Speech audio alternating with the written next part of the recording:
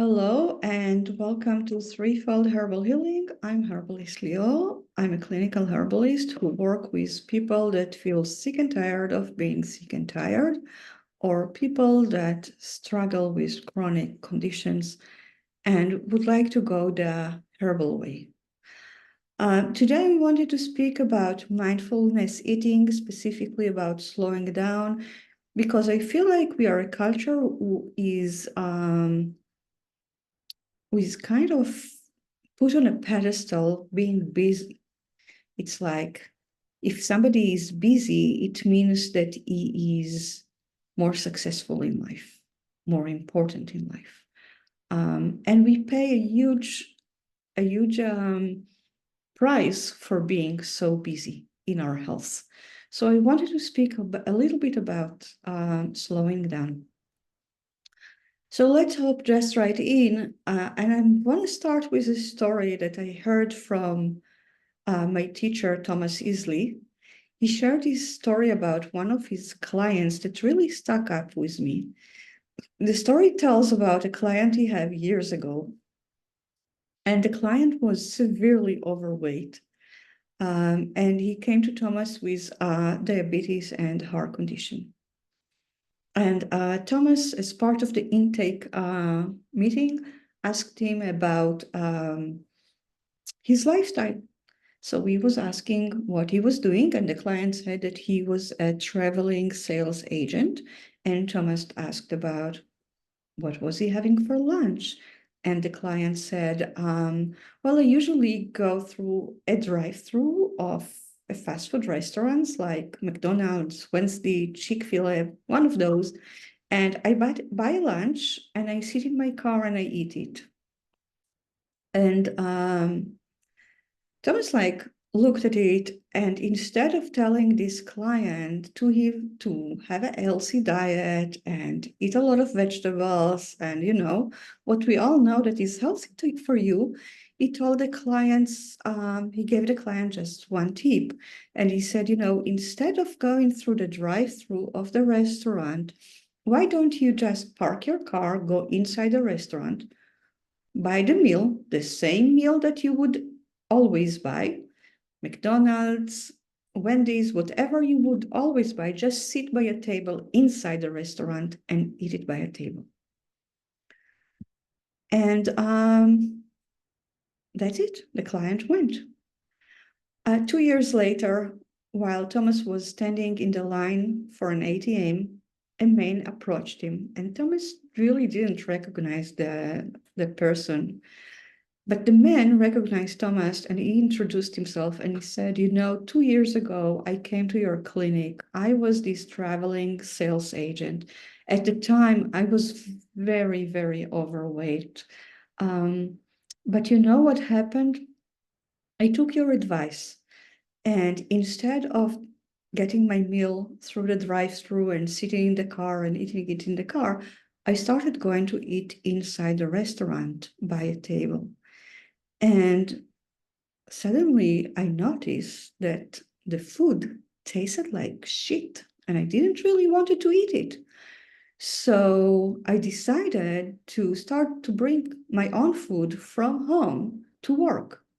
I found a nice table somewhere and I was sitting there and eating the food that I brought from home. And I lost. He told Thomas, I lost about 100 pounds. I reversed my diabetes. I don't have a heart condition anymore. And all of that just because I sat by a table and ate. Like he actually practiced mindful eating, and it has the power to help him reduce weight and reverse his health conditions, which is wow.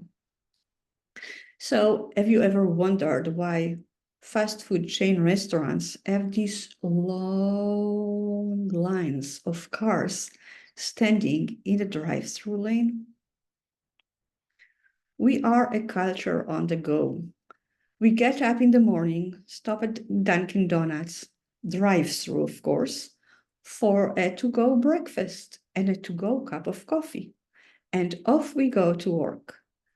We eat in our car, of course, on the way, in the traffic jam, when we stand in light.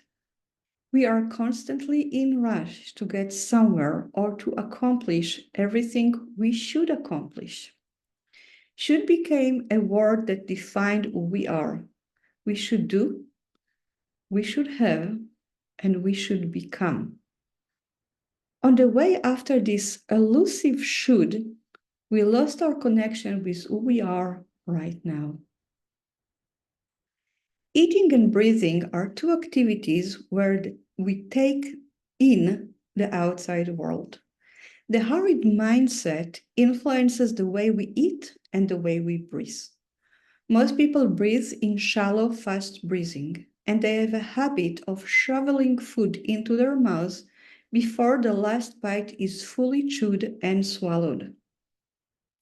Now, any yoga teacher will tell you that your breath is the door to your mind. Shallow, fast breathing leads to a stressful mind. At the same time, taking time to sit with your breath and feel the natural wave of inhaling and exhaling sends a message to your mind: you are safe. In no way do I suggest that you change your natural breath. Instead, I suggest that you trust your body to know how to breathe and mindfully observe what is already there without needing to change your breath in any way. Observing your breath allows the body to return to its natural rhyme. Stress levels are automatically reduced when your body is back to its natural ebbs and flow. What is true for your breath is also true for what and how you eat. When you eat fast or on the go, you are not mindful of how the food feels in your body. You don't know if it's good for you or not good for you. I don't really believe that there is one diet that fits all of us. Rather, I do think that if you slow down, chew on your food, and tune into the sensation that the food elicits in your body when you eat that food, or when you eat a meal, you will know if that meal is actually healthy for you. To practice mindful eating, you will need to let go of the rational mind, because the rational mind tells you it actually feeds you all kinds of stories about what you should do or you shouldn't do. You should choose 30 times. You should do X, Y, and Z. What you need to do really, what you may be required to do, is to start trusting your body, trust in your enteric nervous system, that bundle of nerves in the solar plexus that communicate what sometimes we call our gut feelings. In order to do that, you need to slow down. So here are a couple of tips on how you can connect to this solar plexus and that feeling of mindful eating that will allow you to listen better to your body. So first of all, really avoid distraction. You can't listen to your body when you're watching the news while you're eating, or when you scroll on your iPhone while you're eating. Even a conversation is destructive. So I'm not saying never be in a conversation when you are eating, but give yourself some meals when you're not in conversation when you are eating. And definitely don't sit in front of the TV with food, because then you're so distracted, you're not even going to feel when you are satiated. And ceremonies. I love ceremonies. For years, we practice lighting a candle and saying a blessing before the meal. It creates this profound experience of being in the present during the meal. It's like it separates the meal from everyday life and kind of elevate it to a sacred space. Create beauty.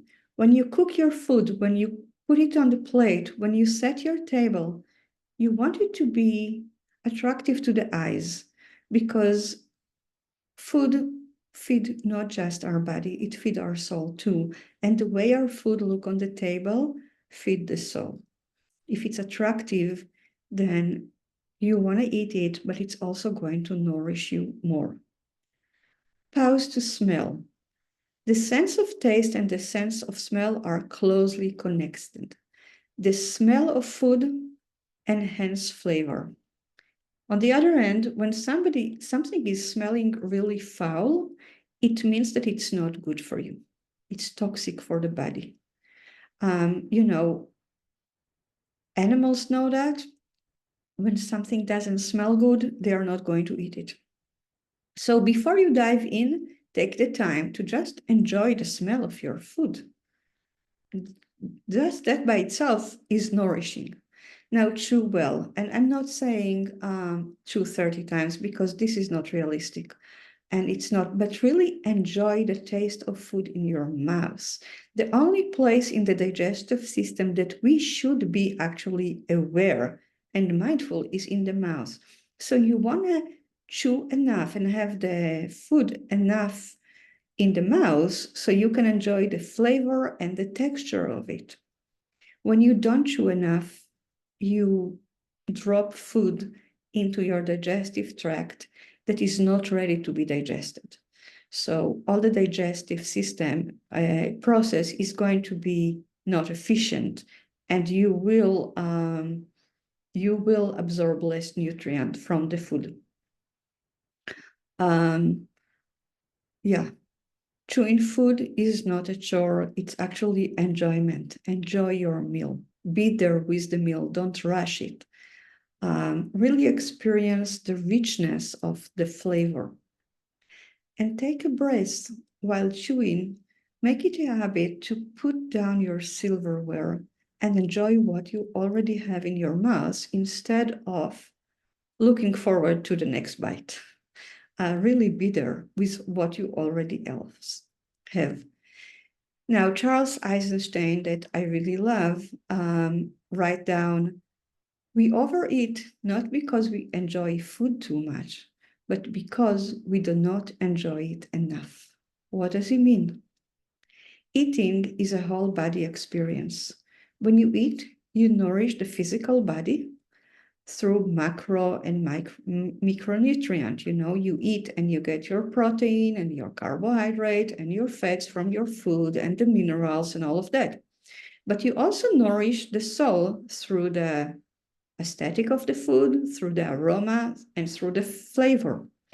When your soul becomes malnourished because you're not there in the moment and you don't notice the aesthetic, aroma, and flavor, when you are not fully aware of them, you are not fully engaged with the food on your plate, you will require larger and larger portions of food to feel satiated.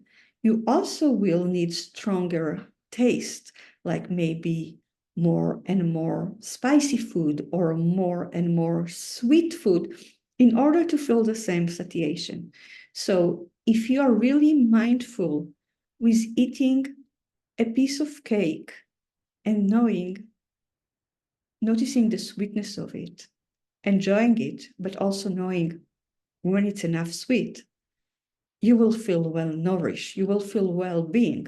But if you are eating while watching the TV, reading the news, texting on your computer, and you don't notice, you will eat more. And you will need more sweets, spicy, everything else will need to be more intense in order for you to notice. And that's where your satiation, hunger sensation get all combobbled and you gain weight, basically. So that is about slowing down and really eating mindfully, being present in with the food that you eat. I hope you enjoyed it. And if you did, please leave me a comment and tell me what you thought about it and was it helpful. Thank you for taking the time to join me this week. See you.